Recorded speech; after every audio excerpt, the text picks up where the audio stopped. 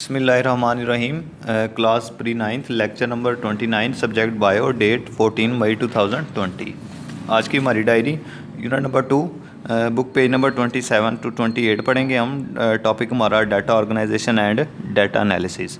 तो इनमें से आपने जो है वो डाटा से लेके 1 to 3 तक आपने होमवर्क भी करना है।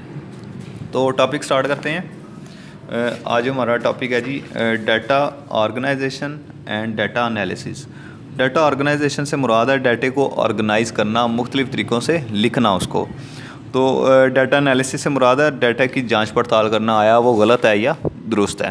तो डाटा ऑर्गेनाइजेशन पहले स्टार्ट करते हैं। सबसे पहले आपको डाटा का पता होना चाहिए। डाटा जो है हम हर उस इंफॉर्मेशन को कहते हैं जिसको हम लिख सकते हैं, जो हमें ऑब्जर्वेशन या एक्सपेरिमेंट से हासिल होती है। उस सारी इन्फॉर्मेशन को हम अपना डाटा कहेंगे। मसलन देखें ज़रा, डाटा ऑर्गेनाइजेशन डेफिनेशन है, data can be defined as the information such as names, dates और values made from observation and experimentation.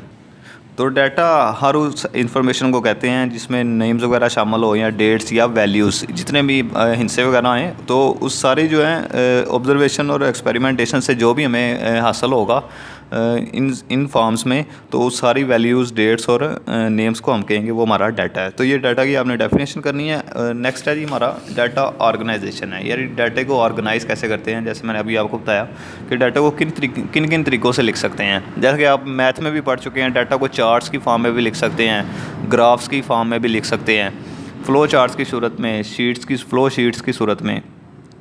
तो डाटा को टेबल्स की सूरत में, मसलन ये देखें टेबल बना हुआ है, इसकी सूरत में भी हम इसको लिख सकते हैं। तो ये ऑर्गेनाइजेशन के तरीक़ेकार होते हैं। देखें ज़रा, in order to formulate and then to test hypothesis scientist called collect and organize data. अगर किसी भी तरह का हाइपोथेसिस जो है टेस्ट करना हो या जो भी डाटा इकट्ठा करना हो, तो उसके लिए जो भी आपने एक्सपेरिमेंट करना हो उसके लिए साइंटिस्ट जो हैं वो पहले डाटा को इकट्ठा करते हैं और फिर उसे ऑर्गेनाइज करते हैं, यानी लिखते हैं। Prior to conducting an experiment, यानी एक्सपेरिमेंट कोई भी तजर्बे से पहले it is very important for a scientist to describe data collection methods, यानी उसने डाटे को किस तरीके से कलेक्ट किया है, उस कलेक्शन को उस तरीक़ेकार को उसे बताना लाजमी होता है। और इससे किसी भी हाइपोथेसिस की या एक्सपेरिमेंट की क्वालिटी का पता चलता है कि ये किस हद तक ठीक हुआ है। It ensures the quality of experiment, यानी उससे एक्सपेरिमेंट तजर्बात की क्वालिटी का पता चलता है। Data is organized in different formats like graphics. Graphs की सूरत में आप उसको इकट्ठा कर सकते हैं, लिख सकते हैं, टेबल्स की शक्ल में, फ़्लो चार्ट्स की शक्ल में, मैप्स नक्शे की सूरत में, और डायग्राम्स। तो डायग्राम, ये सारे तरीक़ों से आप डाटा जो है ऑर्गेनाइज कर सकते हैं। उसके बाद है डाटा एनालिसिस। डाटा एनालिसिस मुराद डाटे को देखना है कि वो हमारा डाटा जो है दुरुस्त है कि नहीं या गलत है। शुरू करते हैं। डेफिनेशन है, data analysis necessary to prove और disprove a hypothesis by experimentation. तो आपने एक्सपेरिमेंट से बताना है कि डाटा जो है वो सही है कि गलत है, हम साबित हो रहा है कि नहीं, एक्सपेरिमेंट जो है वो दुरुस्त कर रहा है कि नहीं।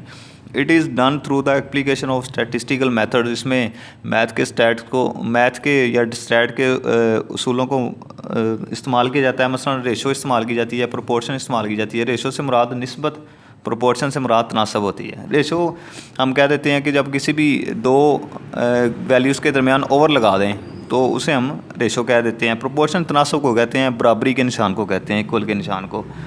मसलन देखें ज़रा, फ़र्ज़ करें आपके जो मार्क्स हैं 450 हैं 500 में से, तो मैंने 450 ऊपर लिख दिए ओवर 500। ये जो मैंने ओवर लगाया है इसको हम दो नुक्तों की शक्ल में भी लिख सकते हैं, जिसको हम कोलोन कहते हैं। तो इनकी फॉर्म में भी लिखा जा सकता है रेशो को।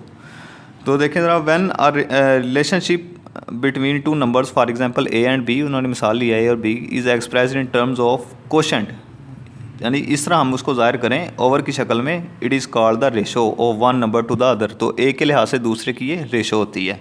रेशो में भी express by putting a division, इसको हम डिवीजन का निशान भी लगा के एक्सप्रेस कर सकते हैं और कोलोन का निशान भी लगा के एक्सप्रेस कर सकते हैं। For example the ratio between 50 malarial patients and 150 normal patients is 1/3। तो इनके दरमियान जो रेशो है वो 1/3, यानी 50 और अगर आप इस तरह लिखें 150, तो अगर इनको सिंपल करके लिखें तो ये 50 के टेबल पर कट करके 1/3 ही बनते हैं। तो ये जो है यहाँ तक जो आपका लेक्चर था, आपने जो होमवर्क करना है वो डाटा से लेकर यहाँ तक करना है जी। और बहुत शुक्रिया आज के लेक्चर का। नेक्स्ट लेक्चर तक अल्लाह हाफिज़।